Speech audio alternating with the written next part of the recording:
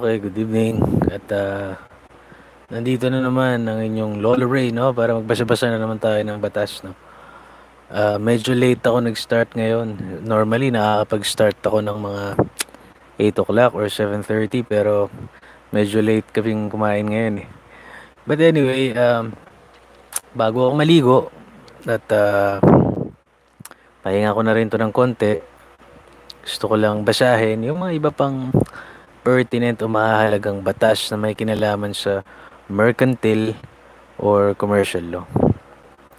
So, isa sa mga nahanap ko na basa-basahin natin ngayon, itong Republic Act number 8367, which is the act providing for the regulation of the organization and operation of non-stock savings and loan associations. Sabi sa Section 1, this act shall be the revised Non-Stock Savings and Loan Association Act of 1997.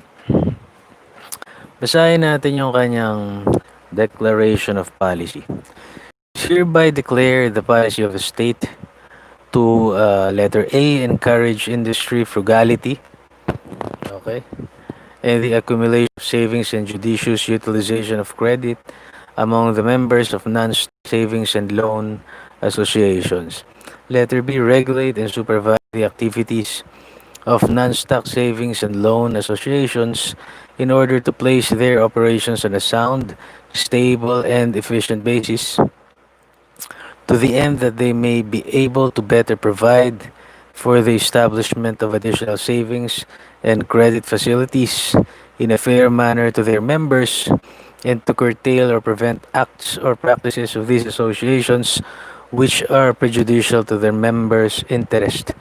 Letter C, lay down the minimum requirements and the standards under which non-stock savings and loan associations may organize and operate. And letter D, maximize the protection of members of non-stock savings and loan associations against misfeasance and malfeasance of the trustees and officers thereof. Ngayon, meron akong nakitang mga word dito na sobrang ganda nating matutunan, ano? Unang-una, yung anong tawag dito? Protect, sabi niya kasi. Protect the members, sabi niya, of non-stock savings and loan associations against misfeasance and malfeasance. So mga kalayman, ano bang ibig sabihin ng misfeasance? Okay. Ang ibig niya sabihin ay a transgression, especially the wrongful exercise of lawful authority. Ito, misfeasance and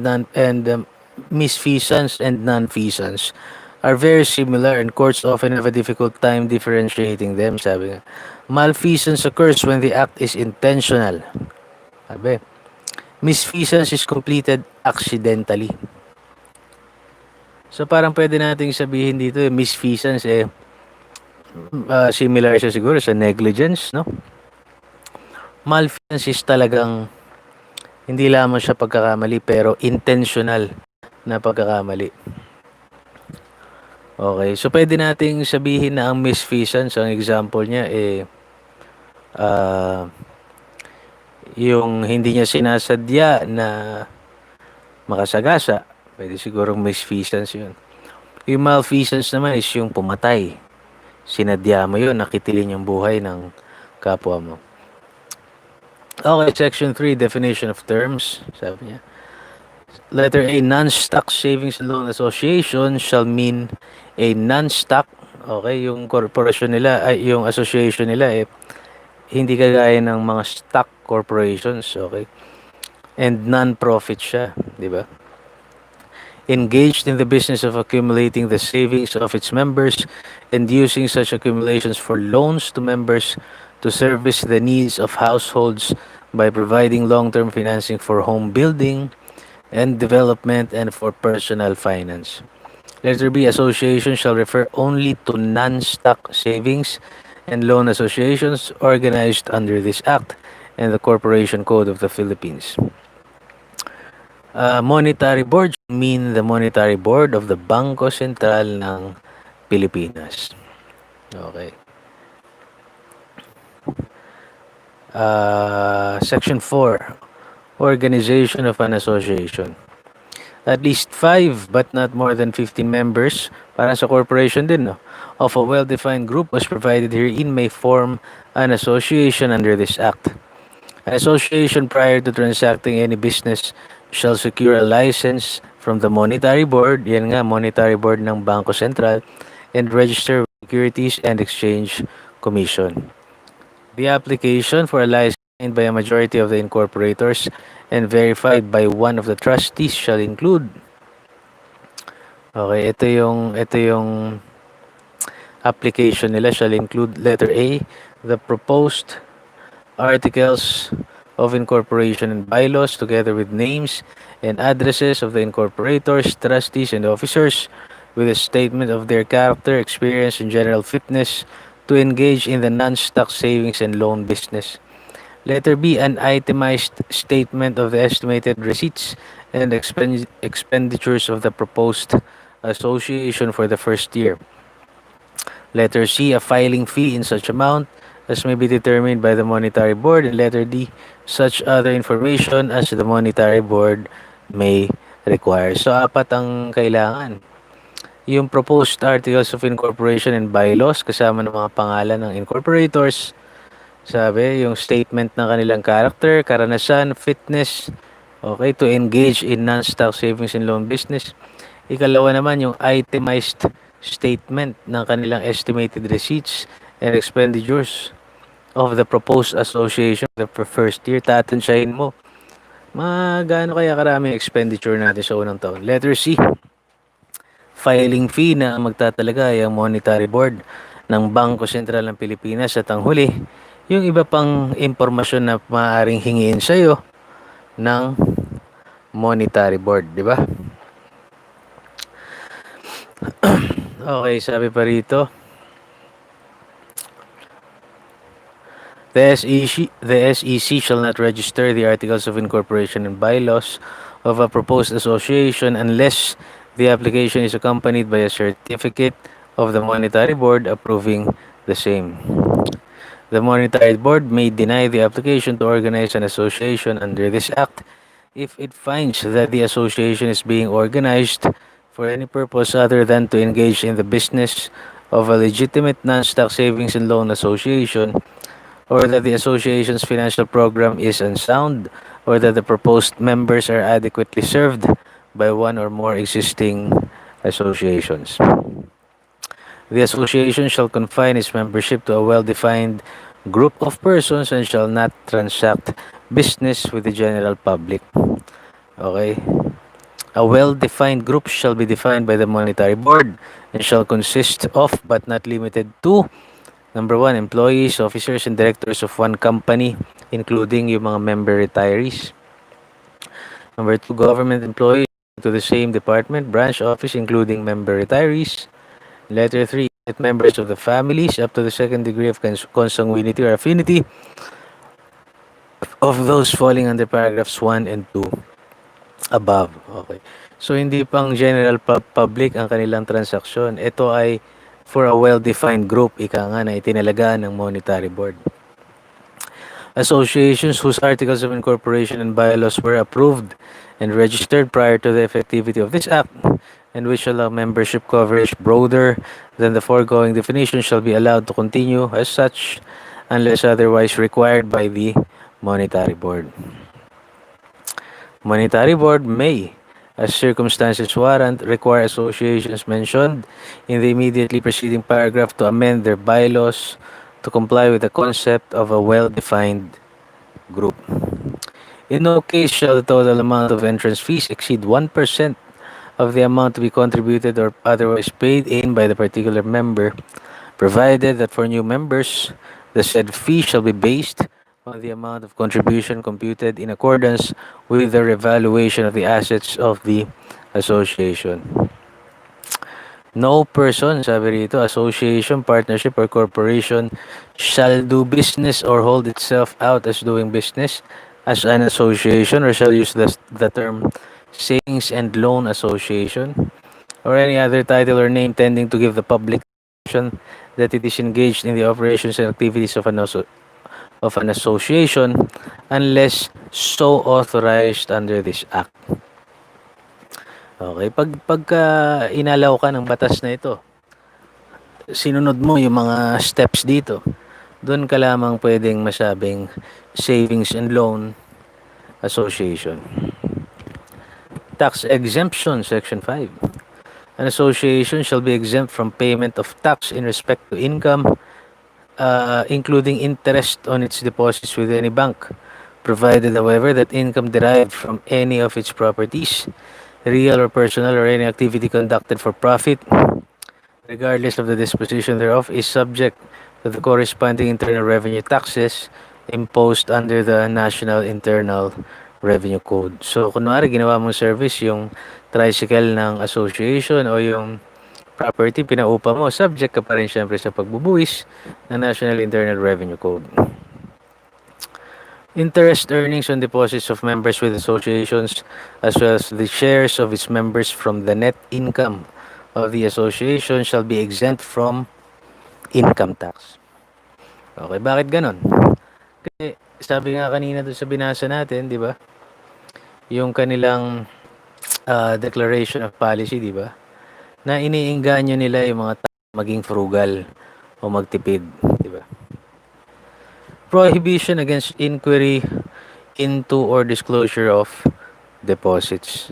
All deposits of whatever nature with an association in the Philippines are hereby considered as of an absolutely confidential nature and may not be examined, inquired, or looked into by any person, government official, bureau, or office except upon a written permission of the depositor or in cases of impeachment or upon order of a competent court. In cases of bribery or dereliction of duty of public officials or in cases where the money deposited or invested is the subject matter of litigation. It shall be unlawful for any official or employee of an association to disclose to any person any information concerning said deposits except in the cases mentioned in the preceding paragraph of this section. Any official daw or employee of an association who violates this section shall be punished under Republic Act 1405 as amended. Tungo tayo sa Section 7 niya. Ano ba yung powers of associations? The association shall accept deposits from the grant loans only to its members, subject to such rules and regulations as the Monetary Board may promulgate to ensure sound, stable, and efficient operation, provided that no deposits shall be sourced or deducted from the loans granted to a member without his or her written consent. Sabi rito, the loans shall not exceed the members' deposits and contributions in the association plus 12 months of his regular salary as the association may allow or 70%, sabi nila. So, ulitin natin, yung mga loan daw na ipapautang sa member, okay, ay hindi, loans shall not exceed yung deposito ng member niya. So, kunwari ako, member ako, maglo-loan ako. Magkano ba yung deposito ko nun? Plus 12 months ng aking regular salary. Yun lang ang pwede kong utangin, i-loan. O di naman daw kaya ay yung 70% of the fair market value of any property acceptable as collateral on first mortgage that he, o in my example, ako, may offer as security. Provided that no loan shall have the maturity date of more than 5 years, except loans on the security of unencumbered real estate for the purpose of home building and home development, which may be granted with maturities not exceeding 25 years. Hindi lalagpas yung maturity sa 25 taon. And medium and long-term loans to finance agricultural projects subject to regulations prescribed by the Monetary Board. Provided further that the treasurer, cashier, or paymaster of the office employing a member is required, notwithstanding the provision of any existing law, rule, and regulation, to the contrary, to make deductions from his salary, wage, okay, pwede pala yan, income, or retirement pension pursuant to the terms of his loan. So, pwede silang mag-deduct, no? And all other deductions authorized by the member to remit such deductions to the association concerned and to collect such reasonable fee for his services as may be authorized by rules promulgated by the Monetary Board. In addition to the powers granted by this act and existing laws, any association may, letter A, charge reasonable interest and collect such necessary fees and charges incidental to the grant of loans. Letter B, invest its funds in any sound, non-speculative enterprises as well as in bonds, security, and other obligations issued by the government of the Philippines or any of its political subdivisions, instrumentalities, or corporations, including government-owned or controlled corporations, subject to the rules and regulations of the Monetary Board. And letter C, allow members to participate in the profits of the association. Letter D, borrow money or incur such obligations not exceeding 20%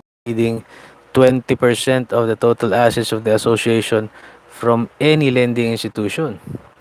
The Monetary Board may, in meritorious cases, raise the ceiling on the borrowing capacity of an association to an amount not exceeding 30% of its total assets, provided that any such association organized by employees of an entity or corporation may borrow funds from said entity or corporation but not vice versa. Provided further that the member of the association's creditors shall not exceed 19 at any one time. Letter E. Okay, kapangyarihan din nila. Okay. Additional na mga kapangyarihan nila to maintain deposits with banks, provided that the amount of such deposits shall be subject to the loan limit to a single borrower as prescribed herein or by other special laws or regulations. Ano ba yung naka-prescribe herein? Kunwari ako ay member.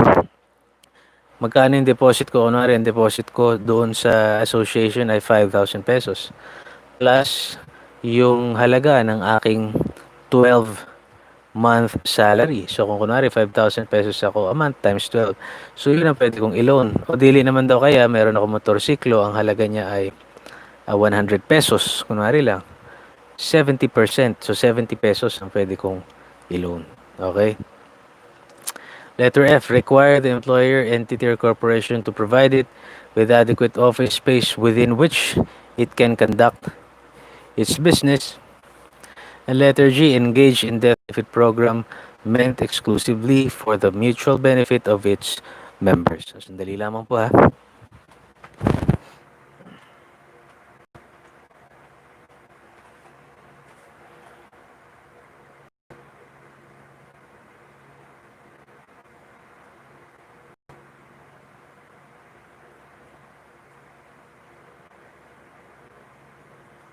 Diyan, pag nagbenta ng bayad lupa.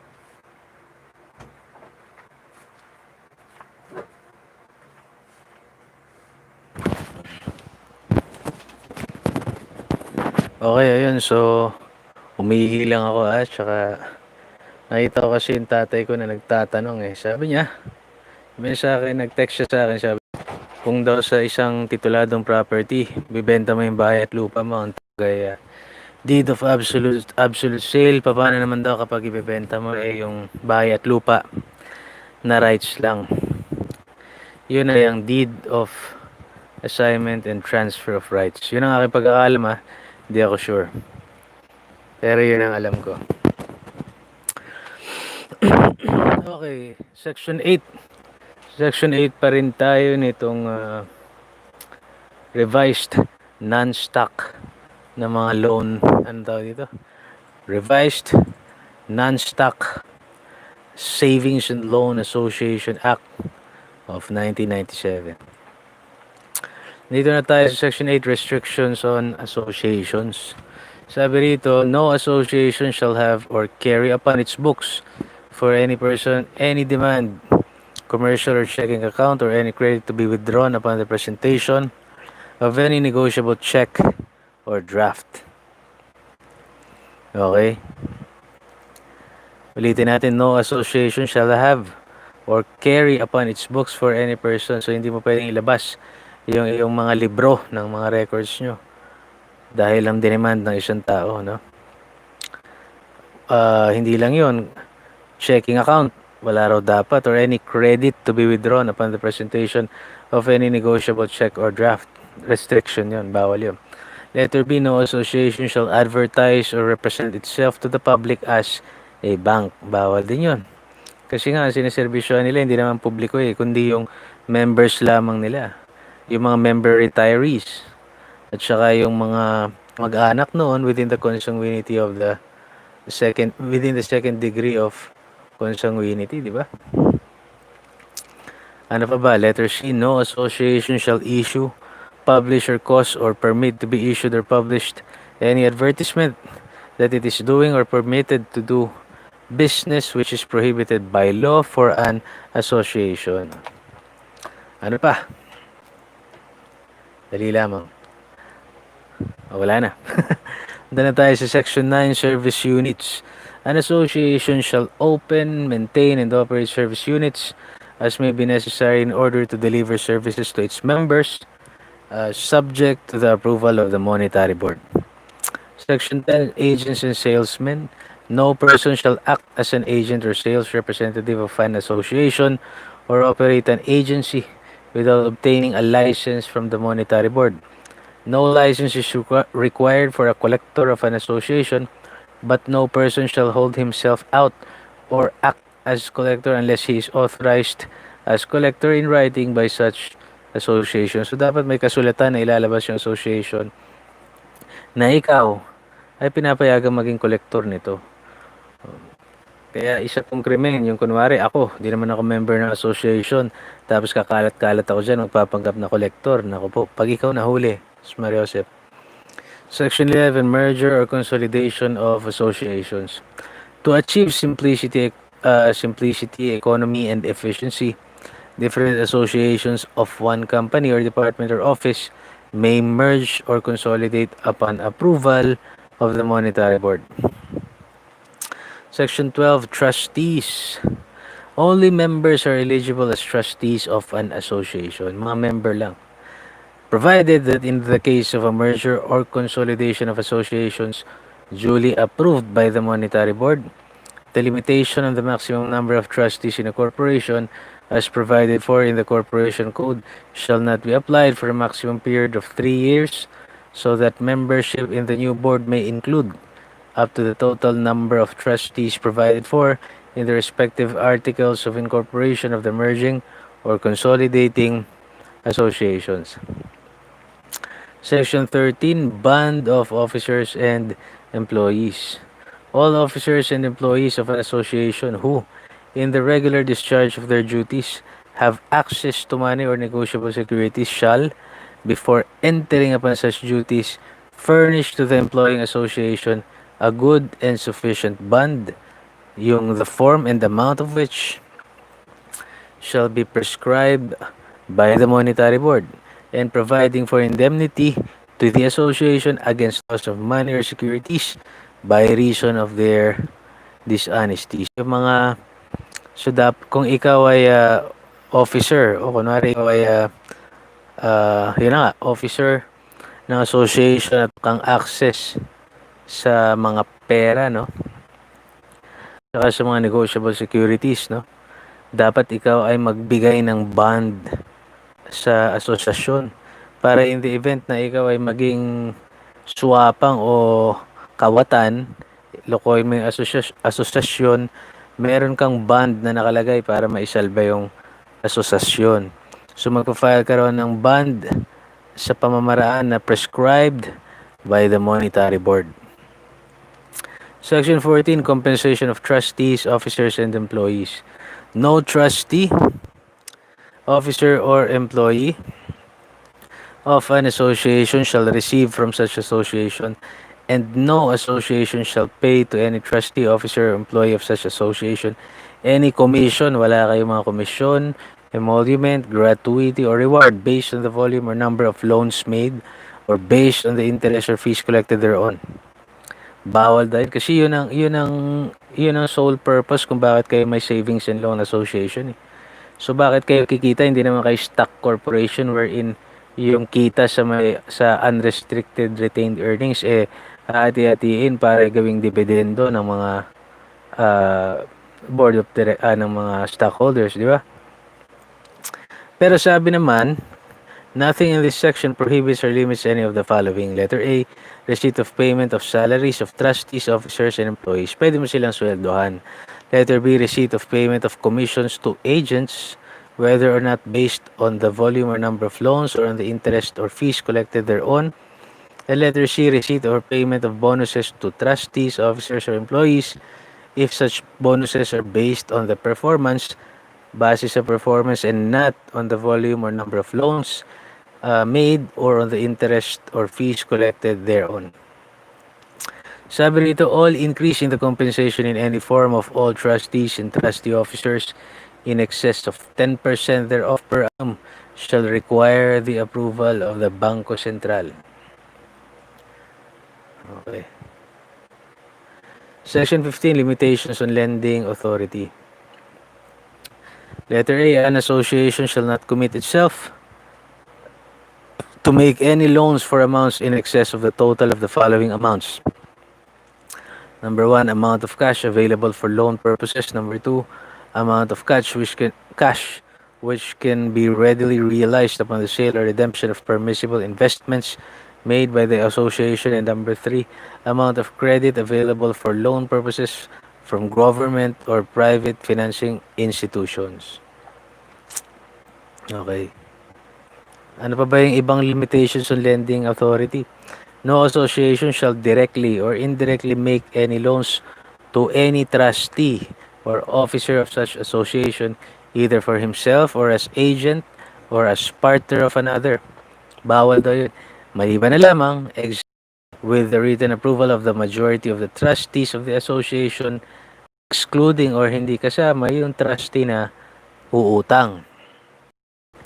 Provided that the total loans, direct or indirect, granted at any one time to such trustees and officers shall not exceed 20% of the total capital contributions of the association in all cases of the credit accommodations granted to trustees and officers under this subsection. The written approval of the majority of the trustees of the association, excluding the trustee concerned, di siya kasama, shall be entered upon the records of the association, and the copy of such entry shall be transmitted forthwith to the Bangko Sentral. So malalaman ng Bangko Sentral na yung isa sa mga trustees ay nangutang. O di naman, partner siya ng isang nangutang at siya ay inaprobahan ng the rest of the Board of Trustees. Transactions of all trustee officers with the association shall not be under terms more favorable than those transacted with other members.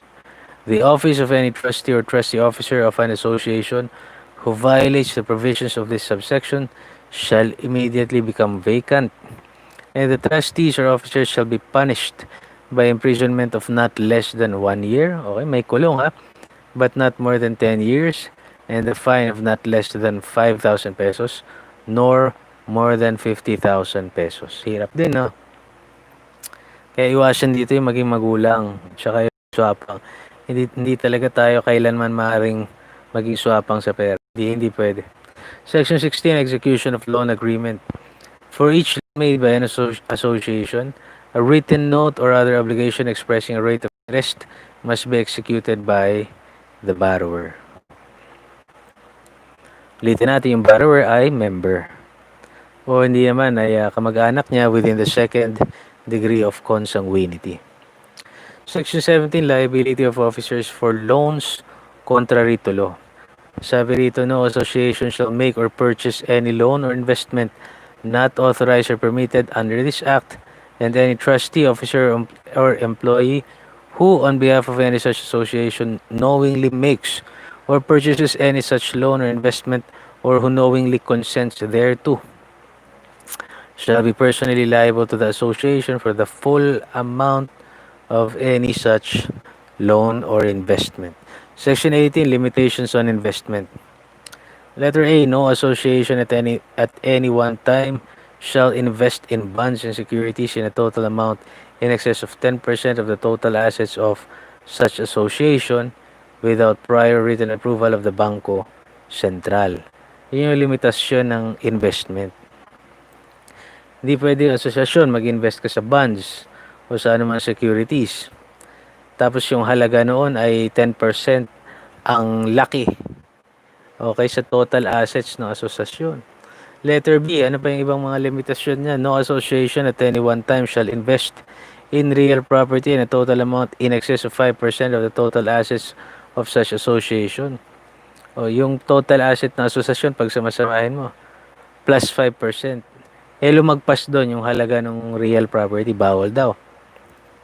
Letter C, no association at any one time shall invest in furniture, fixture, furnishings, and equipment and leasehold improvements for its offices in an amount more than 10% of its total capital contribution. Okay, so dapat hindi lalagpas ng 10% yung halaga ng kung ano-anong etchos na gagawin nyo dyan, mga furniture, fixture yung gagawin. Okay, Section 19, Reserves. Every association shall create a withdrawable share reserve, which shall consist of 2% of the total capital contributions of the members, which the Monetary Board may increase to a maximum of 3% as the situation warrants. No association shall distribute to its members any portion of its net income if its withdrawable share reserve is less than the minimum requirement, or if by such payment or distribution such reserve will be reduced to an amount below the minimum requirement provided herein. Section 20, Withdrawal by a member. For the sole purpose of allowing an equitable valuation and distribution of assets for withdrawing members, an association shall, upon the effectivity of this act, impute revalued surplus to be added to the withdrawn capital, subject to such rules as the Monetary Board may prescribe. Such rules shall allow a reasonable period between withdrawal of capital and payment of the share of the member from the revalued surplus. Section 21, Annual Reports by the Association. Every association shall, within 120 calendar days after the close of its fiscal year, furnish the Monetary Board and post in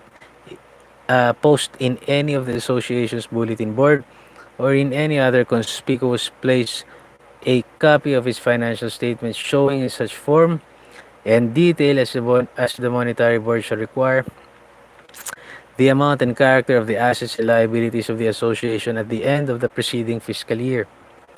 The Monetary Board may, in addition to the foregoing, require the disclosure of such other information as it shall deem necessary for the protection of the members of the association. Section 22, Regulatory Powers over Associations.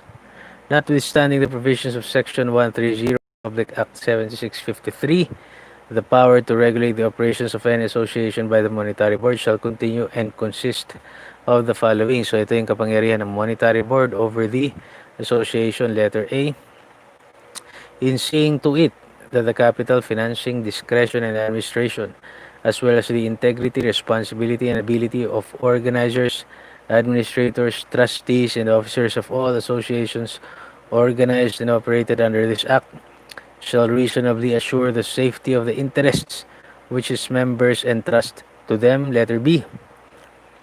Kapangyarihan ng Monetary Board over Associations in regulating the operation and activities of associations, which include, among others, the placing limits to the maximum credit allowed any individual borrower, in determining the loan repayment period and loan procedures, imposing a uniform accounting system and manner of keeping the accounts and records of the association, instituting periodic surveys of loan and lending procedures, audits, test check of each and other transactions of associations, and whenever necessary, in conducting training courses for personnel of associations. Okay.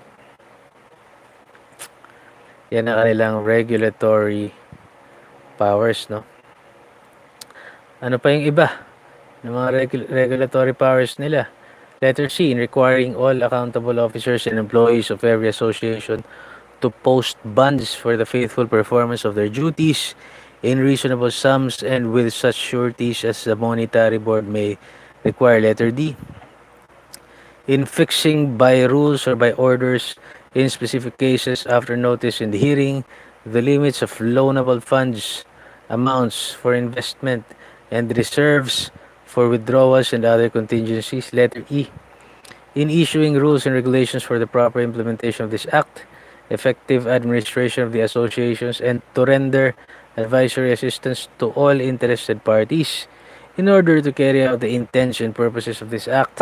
Letter F, sabi niya rito, in conducting such investigations, taking such remedial measures, and exercising all powers under RA 7653 insofar as they are applicable in the enforcement of this Act. The Bangko Sentral shall have the power to enforce the laws, orders, instructions, rules, and regulations promulgated by the Monetary Board applicable to associations. Gagawin din ng Bangko Sentral to require associations, the trustees, officers, and agents to conduct and manage the affairs of the association in a lawful and orderly manner. After due notice and hearing, the Monetary Board may revoke or suspend the license of any association for such period as it determines necessary, particularly when the solvency of an association is imperiled by losses or irregularities and or when an association willfully violates any provisions of this Act or any rule or regulations promulgated hereunder. The director and examiners of the Department of the Bangko Sentral charged with the regulation of associations are hereby authorized to administer oaths to any trustee, officer, or employee of any association or to any voluntary witness and to compel the presentation of all books, documents, papers, or records necessary in his judgment to ascertain the facts relative to the true condition of an association or to any loan. Similar din naman sila sa sa mga bangko. 'Di ba, ang mga bangko meron din mga bank examiners. So meron din mga examiners ang Bangko Sentral na nakalaan para i-regulate ang mga asosasyon. Section 23, penalties. Letter A, the provisions of Section 34 of RA 7653 shall apply to any agent, manager, or other officer in charge of any association who willfully refuses any law examination into the affairs of such association. Willfully refuses any lawful examination. Kunwari, may penalty ka kapag ikaw in charge ka dun sa association tapos nag-refuse ka na ma-examine ka nung BSP examiner, di ba? Na para sa asosasyon. Letter B, the willful making of a false statement or misleading statement on a material fact to the Monetary Board or to the Director of the Department of the Bangko Sentral charged with the regulation of associations or to his examiners shall be punished in accordance with Section 35 of RA 7653. Letter C, whenever any association, person, or entity willfully violates this act or any or any order, instruction, rule, or regulation issued by the Monetary Board applicable to associations. The persons responsible for such violation shall be punished in accordance with Section 36 of RA 7653. So, pagka ang punishment mo ay yung ano ba yan?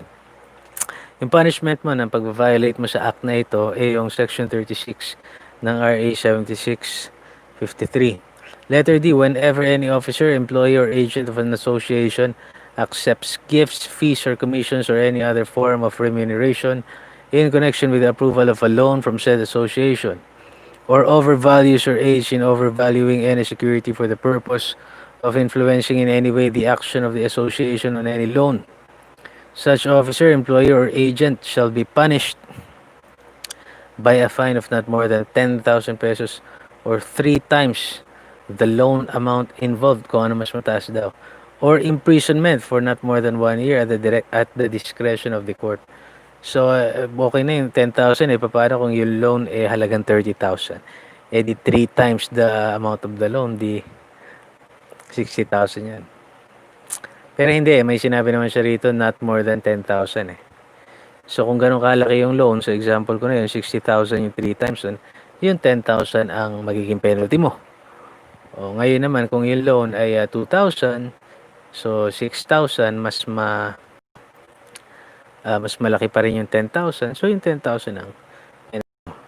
Letter E, whenever any applicant for a loan or borrower of an association fraudulently overvalues property offered as security for loan from the said association or furnishes false or makes willful misrepresentation of material facts for the purpose of obtaining, renewing, or increasing a loan or extending the period thereof, or attempts to defraud the said association in the event of a court action to recover a loan, o di naman kaya offers any officer of a court action to recover a loan, or offers any officer, employee, or agent of an association any gift, fee, commission, or other form of compensation in order to influence such association personnel into approving a loan application, such applicant or borrower shall be punished by a fine of not more than 5,000 pesos, o dili naman daw eh yung 3 times the loan amount involved, whichever is higher. So kung ganun ang sinasabi nila, whichever is higher, mali yung example ko sa una.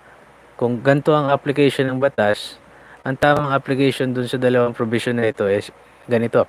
Sabi nga rito, not more than 5,000 pesos or 3 times the loan amount involved. So kung 5,000, kung ang amount involved, kung ang loan ay 6,000, which is higher than 5,000, 3 times the loan, so 6, 12, 18,000 yun. Kung ang sabi, whichever is higher, so pipili ka ng penalty, whether yung 5,000 sa batas o yung 3 times na halaga ng isang loan. So kung 6,000 yung halaga ng isang is 18,000. So 18,000 na magiging penalty mo. O dili naman imprisonment for not more than 1 year at the discretion of the court, di ba? And letter F, whenever any examiner, officer, or employee of the Bangko Sentral who is assigned to examine, assist, or render technical service to an association overvalues or aids in overvaluing any security for the purpose of influencing in any way the action of the association on any loan, or connives or aids in the commission of the same, nakipagsabuatan, shall be punished by a fine of not more than 10,000 pesos, o dili naman ay 3 times the loan amount involved, kung anong mas mataas daw, or imprisonment for not more than 1 year at the discretion of the court. Okay, malapit na tayo matapos. Section 24, annual fees. Sabi niya, consistent with the provisions of Section 28 of RA 7653, any association organized under this Act may, pursuant to regulations promulgated for the purpose by the Monetary Board, be required to contribute to the Bangko Sentral an annual fee to be determined by the Monetary Board. Section 25, sabi niya, for the purpose of carrying the objectives of this Act, the BSP Central is authorized to require the services and facilities of any department or instrumentality of the government or any officer or employee of any such department or instrumentality. Section 26, Annual Report of the Monetary Board. The Monetary Board shall submit a report to the Congress of the Philippines as to the end of each calendar year of all the rules and regulations promulgated by it in accordance with the provisions of this act, together with the explanations of its reasons therefore. Oh, okay, so ini-etch daw ang membership in an existing association duly accredited and recognized by the Bangko Sentral. Okay. Okay, so doon nagtatapos yung pagbabasa natin itong ating revised non-stock Savings and Loan Association Act of 1997 or RA 8367. Okay. Pahinga muna tayo. Puro na ako okay. Okay. Hanap muna tayo ng iba pang mababasang maikli. Wala pa naman tayong 1 hour.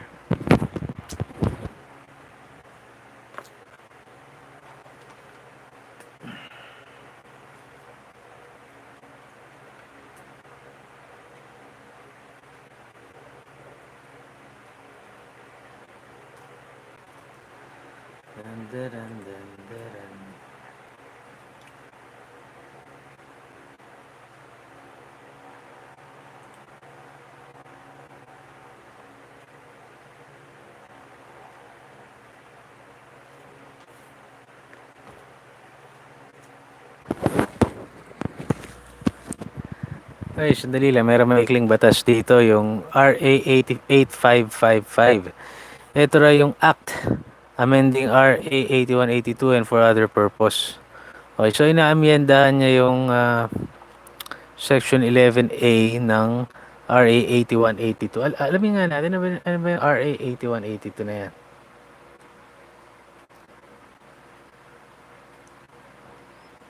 Ano ba yung RA 8182 na yan? Sandali nga.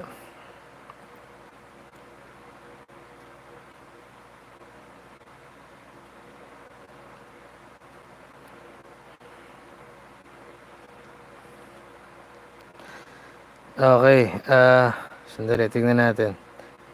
An act excluding official development. Dali, ang hirap naman ito. Ayaw mabuksan eh. Sensya na kayo, medyo mabagal yung ating internet, no? Okay, tingnan natin. Ang pamagat nito yung Official Development Assistance Act of 1996. Okay. Yun yung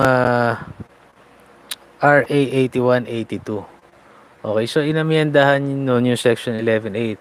11A, ang sinabi niya rito, in the contracting of any loan, credit, or indebtedness under this act or any law, the President of the Philippines may, when necessary, agree to waive or modify the application of any provision of law, granting preferences in connection with or imposing restrictions on the procurement of goods or services, provided, however, that as far as practicable, utilization of the services of qualified Filipino citizens or corporations or associations owned by such citizens in the prosecution of projects financed under this act shall be prepared on the basis of the standards set for a particular project.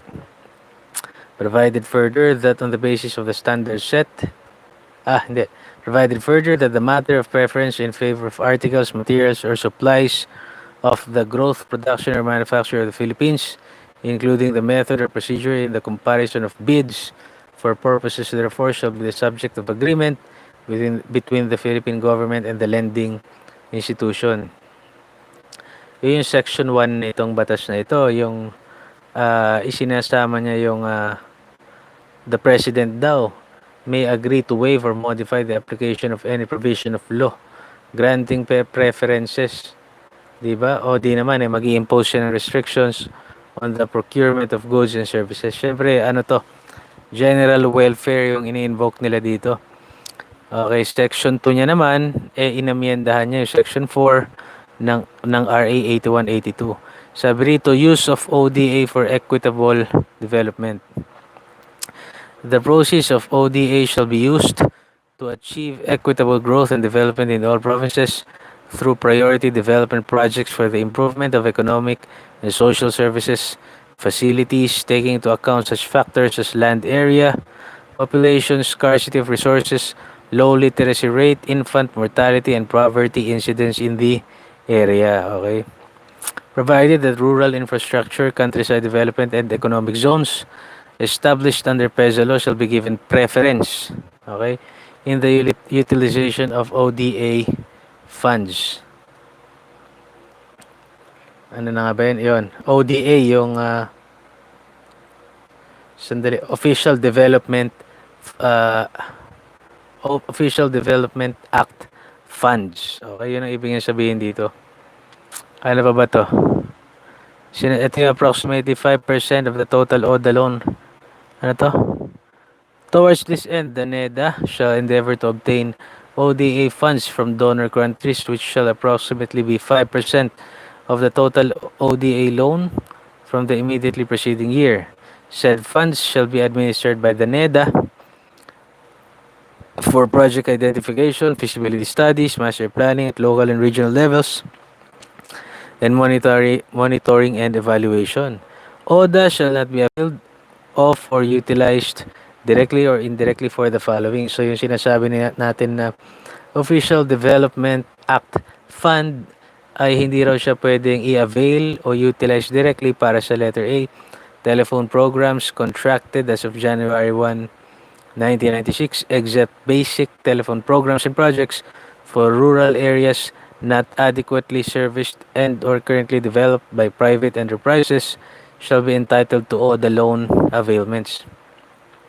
Letter B, projects mandated primarily by law to be served by the private sector. And letter C, financing for private corporations with access to commercial credit. Meron naman kasi silang ibang sources ng pag-uutangan. May access nga Sabi rito, may access ka sa commercial credit. Hindi ka entitled sa ano yun? ODA Act. Official Assistance Act Fund. Okay. Sabi dito, the NEDA o yung the National, ano ba yung NEDA na to? Nalimutan ko na. National Economic Development Authority, NEDA, shall ensure that the official, nalimutan ko lagi, wala, ano to? The Official Development Assistance, no? Ulitin nga natin, medyo ano na yung utak ko The NEDA shall ensure that the Official Development Assistance Fund obtained shall be for previously identified national priority projects which are urgent or necessary. Official Development Act shall not be accepted or utilized solely because of its availability, convenience, or accessibility. So, hindi mo pa pwedeng kukuha ng pondo ron dahil lamang sa mas madaling kumuha.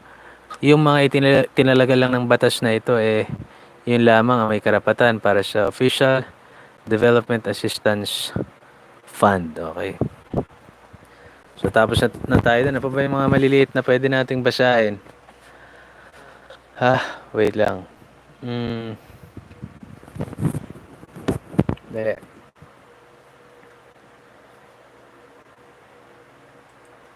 Tignan nga natin itong Financing Company Act. Mahaba-haba rin, no? Pasadaan na natin. Basahin natin itong Republic Act 8556.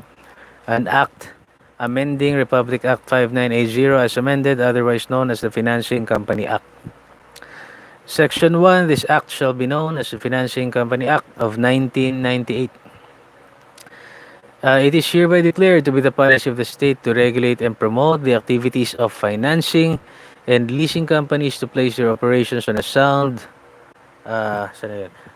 competitive, stable, and efficient basis as other financial institutions, to recognize and strengthen their critical role in providing medium and long-term credit for investments in capital goods and equipment, especially by small and medium enterprises, particularly in the countryside, and to curtail and prevent acts or practices prejudicial to the public interest, so that they may be in a better position to extend efficient service in a fair manner to the general public and to the industry, commerce, and agriculture, and thereby more fully contribute to the sound development of the national economy. So ito ay pagpapautang ito na naman, Section 3, sinasabi niya, financing companies are corporations except banks, investment houses, savings and loan association, insurance companies, cooperatives, and other financial institutions organized or operating under other special laws which are primarily organized for the purpose of extending credit. Magpapautang sila. Extending credit facilities to consumers and to industrial, commercial, or agricultural enterprises by direct lending or by discounting or factoring commercial papers or accounts receivable or by buying and selling contracts, leases, chattel mortgages, or other evidences of indebtedness or by financial leasing of movable as well as immovable property. Letter B is SEC shall mean the Office of the Securities Exchange Commission. Sabi niya, credit shall mean any loan, mortgage, financial lease, deed of trust, advance or discount, any conditional sales contract, contract to sell. Ayan, alam natin yan, utang. Letter D, financial leasing is a mode of extending credit through a non-cancelable lease contract under which the lessor purchases or acquires at the instance of the lessee machinery, equipment, motor vehicles, appliances, business and office machines, and other movable or immovable property in consideration of the periodic payment by the lessee of a fixed amount of money sufficient to amortize at least 70% of the purchase price or acquisition cost, including any incidental expenses and a margin of profit over an obligatory period of not less than 2 years during which the lessee has the right to hold and use the leased property, with the right to expense the lease materials paid to the lessor and bears the cost of repairs, maintenance, insurance, and preservation thereof, but with no obligation or option on his part to purchase the leased property from the owner lessor at the end of the lease contract. So, ang financial leasing, sabi niya rito, non-cancelable, magpapautang ka through a non-cancelable lease contract. Kung saan yung lessor, yung may-ari ng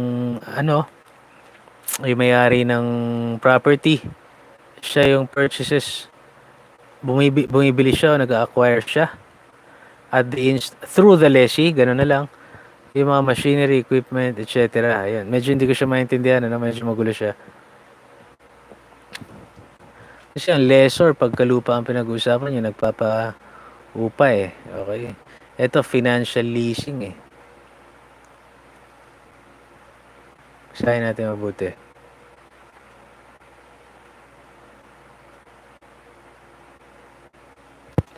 Dali. Medyo blanco na yung utak ko ngayon. Medyo pagod ha. Dali lang ha.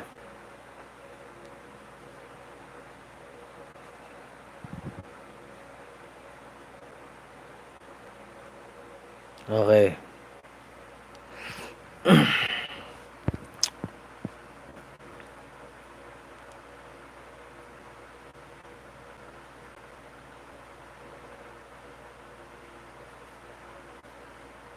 Okay. So, yun na nga si lessor. Ito yung nagpapaupa eh. Siya yung nag-acquire siya ng mga machinery at the instance of the lessee, yung nangungupahan, no? In consideration of the periodic payment by the lessee of a fixed amount of money sufficient to amortize at least 70% of the purchase price or acquisition cost. Okay? So, nagbabayad pa rin dito si Kwan. Nagbabayad pa rin si lessee. Nagbabayad pa rin si lessee rito sa kanya. Okay, wait lang ha. Medyo naguluhan ako eh. Medyo napakahirap talagang unawain ng language ng batas, no? Minsan nagbabasa tayo tapos di ko naiintindihan eh. Okay. So, ibig sabihin nito, etong si lessor ay nakaka-purchase or acquire ng mga movable or immovable property. Okay, si lessor. Sabi niya, hindi ko nawawala ako eh. In consideration of the periodic payment by the lessee of a fixed amount of money, so nagbabayad si lessee dahil siya nangungupahan, sapat para pababain pinapababa niya at least 70% yung kanyang obligasyon. Ganun na lang. Yun ang financial leasing, no? To amortize, ibig sabihin nun is pababain yung binabayaran mong credit eh. Okay, pupunta na tayo sa letter E. Purchase discount is the difference between the value of the receivable purchased or credit assigned and the net amount paid by the finance company for such purchases or assignment, exclusive of fees, services, charges, interest, and other charges incident to the extension of credit. Letter F. Lease rentals shall refer to the periodic payments made by the lessee to the lessor under Section 3D above. Section 4, sabi rito, the SEC is hereby empowered to enforce the provisions implementing regulations maliban na lamang except insofar as the BSP may have supervisory authority under the provisions of RA 7653 with respect to financing companies licensed to perform quasi-banking functions and insofar as the Monetary Board has authority to prescribe financing company rates and charges under Section 5 hereof. Okay? Sandali lang ha. Section 5 of the same act is hereby amended to read. Wait lang, wait lang. Yes. Ha? Yes. Kumain ka na?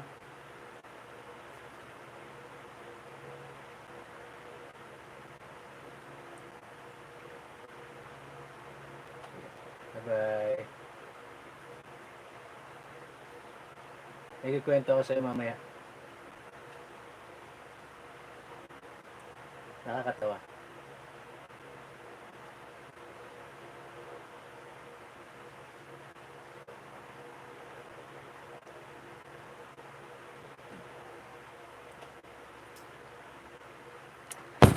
Okay. So parang medyo late na rin, no? 9:53, no? Pero sige, ayun, ando na tayo. Tungo na tayo section 5. Sabi rito, okay. The Monetary Board of the Bangko Sentral ng Pilipinas is hereby empowered, sabi niya, to prescribe in consultation with financing companies and the SEC the maximum rate or rates of purchase discounts, lease rentals, fees, service, and other charges of financing companies, and to change, eliminate, or grant exemptions from or suspend the effectivity of such rules whenever warranted by prevailing economic and social conditions. Okay. O yan na. Tigilan na natin yung kakabasa natin at isang oras na rin, ano. At least marami-rami na tayong idea sa mga marami-rami na tayong idea sa mga batas na may kinalaman sa commercial law. Okay, ano pa ba yung mga iba? So wait. Wala na. Marami naman na tayo nabasa. Ano to?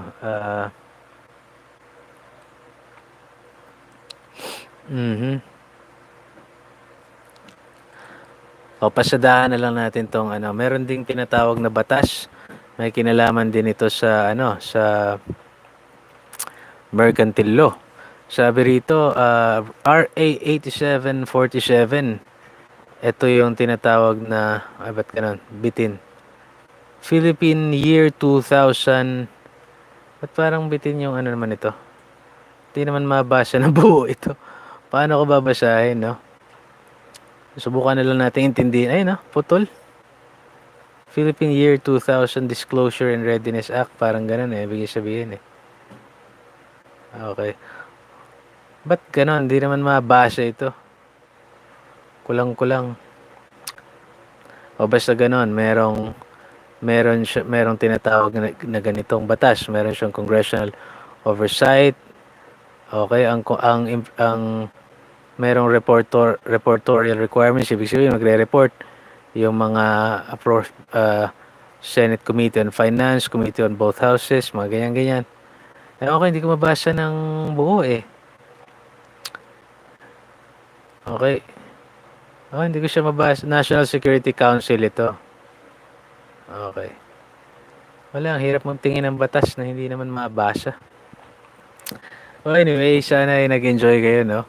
Ibig sabihin, naubos na natin halos. Sigurado marami pang iba tayong commercial law na hindi natin nakikita pa o nababasa. Pero at least, ako sa pagkakaalam ko, yung foundation ng commercial law, nabasa na natin negotiable instruments, corporation, ah, insurance, nabasa na natin, no?